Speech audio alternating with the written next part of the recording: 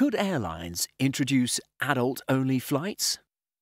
Imagine yourself boarding a plane, making your way to your window seat, and looking through the lists of all your favourite movies that you'd like to watch throughout the flight. Just as you sit back and relax and think of what a great deal you got on this flight, you see it. That 4-foot-tall creature moving at a rapid pace, eyes bright and full of wonder, and then it starts to scream, shattering your perfect world. Of course, this may sound a little overdramatic, but for some passengers, having a child nearby on a plane, or even worse, a baby, can mean the difference between a perfect, uneventful flight or 8 hours in one of the inner circles of hell. So, is the fantasy of a plane without anybody under the age of 14 unrealistic, or is it far closer to reality than expected? A study taken by the British booking company latedeals.co.uk found that 70% of respondents would love to see an area of the plane that is completely child-free.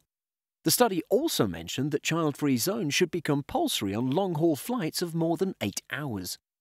The study concluded that 35% of respondents would be happy to pay more to travel on an entirely kid-free flight. And it's actually happened before. In 2016, the airline Indigo banned under 12-year-olds from 8 rows of seats on board their planes.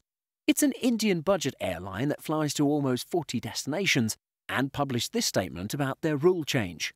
Keeping in mind the comfort and convenience of all passengers, rows 1 to 4 and 11 to 14 are to be kept as a quiet zone.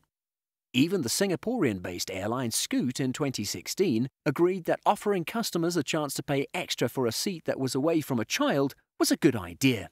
Scoot CEO Campbell Wilson said, "No offence to our young guests or those travelling with them, you still have the rest of the aircraft." So what are the arguments for and against having adult-only flights?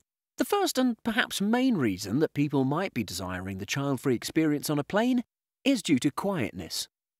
Obviously, no one wants to be sitting next to a screaming baby for 16 hours on their flight from Perth to London. But with many modern airlines, the engine noise is a lot quieter. The Boeing 787 Dreamliner, for example, is 25% quieter than the average plane. This means that the interior cabin is far quieter than before, and there's less ambient noise to drown out annoying sounds, such as a child screaming. Whilst in the past you may not have heard any noise from several rows back, it now sounds like the child is sitting right next to you. Another reason would be more seat availability.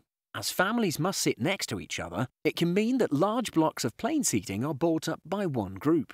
If the groups were smaller, that would mean more seat availability for others. And if you've paid extra to have a more comfortable experience in business or first class, you probably wouldn't want to share that experience with a noisy child. Of course, there are opponents to the idea of having child-free flights, and they claim that these ideas are totally absurd. Those who disagree with adult-only flights have linked this to the same controversy as charging overweight passengers an increased fare. Matt Villano, writing for Parenting.com, said, "I can almost envision the day JetBlue reserves 4 rows for people with less than 2% body fat. Suck it up. We family travellers have every right to fly with our kids." Supporters of having children allowed in all sections of the plane have simply pointed out that there are far fewer children found outside of economy class. It's incredibly rare to be seated next to a child in business class. Thus, the price of tickets is the great divider of whether or not there are kids in your cabin, rather than some arbitrary rules from the airline. With the main choice factor for flights being price, it seems that most people just try to take the cheapest fare as quickly as possible, knowing that there's a risk of children being near them. It's also important to note that not all children on flights are sent from hell.